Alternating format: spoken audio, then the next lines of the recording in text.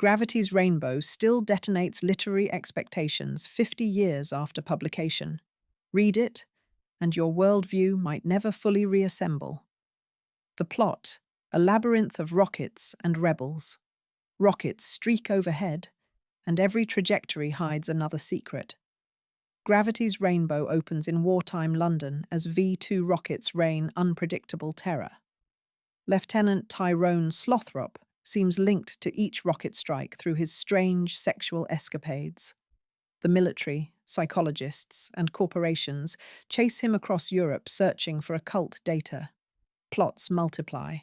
Slothrop's identity dissolves amid shifting aliases and cartoonish set pieces.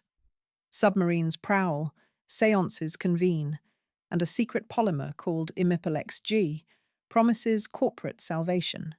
Past, present, and future collapse in scenes moving from Mississippi deltas to Bavarian castles. The novel finally abandons conventional resolution, leaving Slothrop scattered like shrapnel across history. Do not expect tidy answers. Expect relentless motion and overwhelming sensory input. Reading feels like chasing sparks in a darkened sky. Yet every fragment echoes the book's central question: who truly controls the rocket's arc?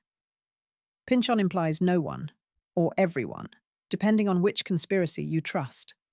That ambiguity fuels both suspense and satire. Themes: paranoia, entropy, and the human condition.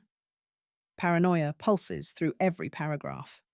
Characters decode radio static, bathroom graffiti, and dreams, convinced everything disguises hidden schemes.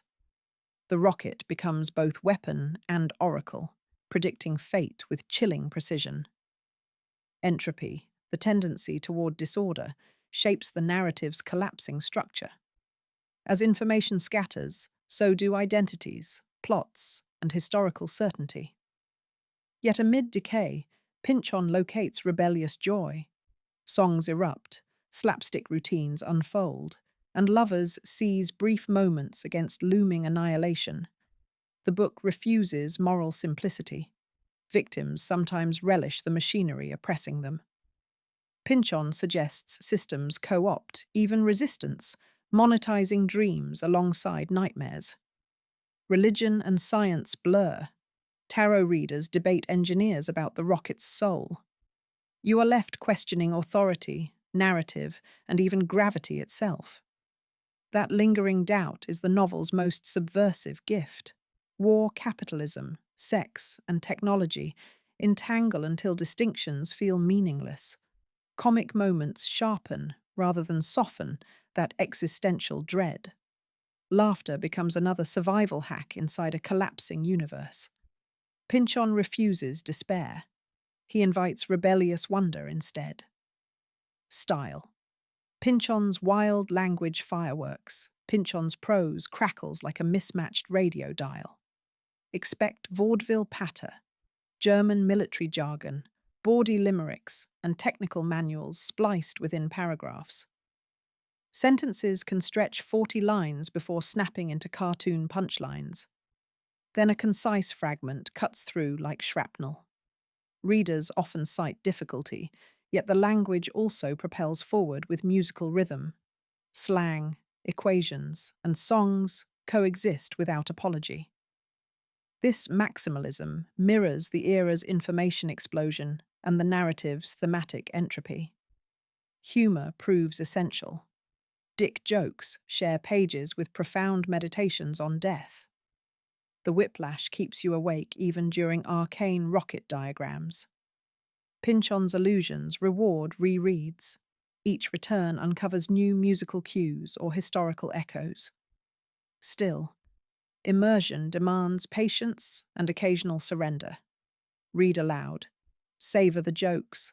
Let the syntax warp your internal compass.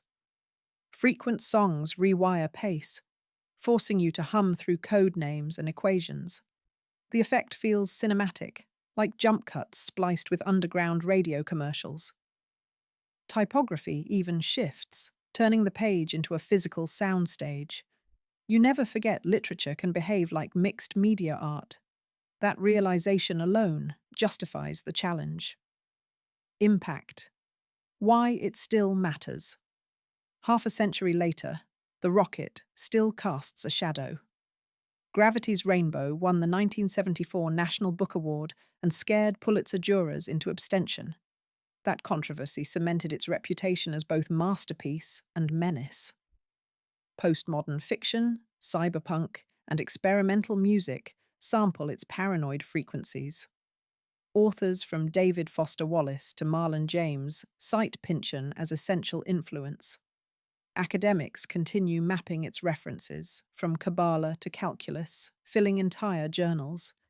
Yet the novel also reached punk zines and record shops, not just ivory towers. Its defiance resonates with anyone suspicious of corporate war machines and data surveillance.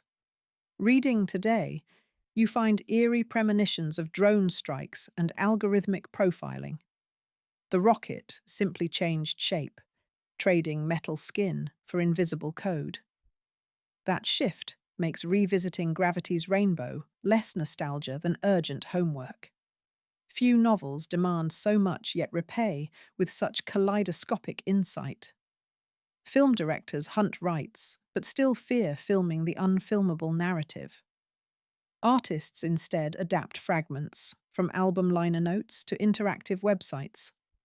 Academic conferences resemble fandom conventions, buzzing with theories and costume cameos. Gravity's Rainbow created a participatory culture before that phrase existed.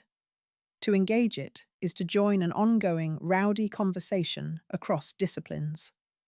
For more on characters, sources, and reading tips, see the full article linked below.